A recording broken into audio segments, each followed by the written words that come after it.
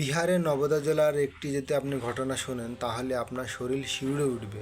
সেখানে আতের হোসেন একজন কাপড় ব্যবসায়ী, সেই কাপড়ের ফেরি করত। ফেরি করার সময় বাড়ি আসার পথে তাকে কিছু হিন্দু ছেলেপেলে ধরে এবং তার নাম জিজ্ঞেস করে। সে নাম বলে যে আমার নাম আতের হোসেন, এবং তাকে জোর করে তার প্রাইভেট পার্ট চেক করে। প্রাইভেট পার্ট চেক করার পর যখন বুঝতে পারে সে মুসলিম, তাকে জোর করে তার আঙুল কেটে নেয়, তার কান কেটে নেয়, তার প্রাইভেট পার্টে আগুন ধরিয়ে দেয় এবং ইলেকট্রিক শর্ট দেয় এবং মারতে মারতে তাকে আধমারা করে ছেড়ে দেয়। 6 দিন পর সে মারা যায় এবং 7 তারিখে সে ক্যামেরার সামনে তার স্টেটমেন্ট দেয়। ক্যামেরার সামনে সে পুরো ডিটেলসে বলে যে তার সাথে কি কি হয়েছিল। আপনারা ভিডিওটা দেখলেই বুঝতে পারবেন। जानते कि फेरी करते हैं, ब्लाउज का पीस साड़ी ये सब बेचते हैं हम। लेकिन कभी ऐसा घटना देर सवेर हो गया, हम डुमरी गए थे, वहाँ से रिटर्न आ ही रहे थे कि कुछ रात हो गई।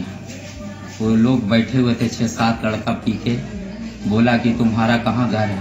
हम बोला कि वो हमको जाना है। आगे से हमको छीन लिया, छेक लिया। तो हम बोला मेरा नाम मोहम्मद अतहर हुसैन। बोले नीचे उतर, समझे हैं। हम नहीं उतारे थे, जबरदस्ती हमको नीचे उतारा गया। मेरा पॉकेट चेक किया, पैसा पूरा निकाल लिया। वहाँ पर भी हमको मारपीट किया। क्या करते हैं तो फेरी करते हैं, उसके बाद उसको पकड़ के गिलास से कान काट दिया है, पूरा शरीर में करंट लगा दिया। बेरहमी से मारा गया है सर। हमको यही चाहिए कि आप लोग के माध्यम से हमको इंसाफ।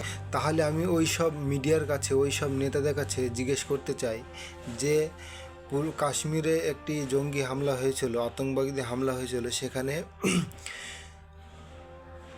ধর্ম দেখে মারা হয়েছিল। প্যান্ট খুলে প্রাইভেট পার্ট চেক করে তাদেরকে মারা হয়েছিল। কিন্তু সেম ঘটনা একটি বিহারে এরকম হলো যে প্রাইভেট পার্ট চেক করে মারা হলো। তাহলে এই নিয়ে মিডিয়াদের কোনো মাথা ব্যথা নেই, এই নিয়ে মিডিয়াদের কোনো কথা আপনারা শুনতে পারবেন না।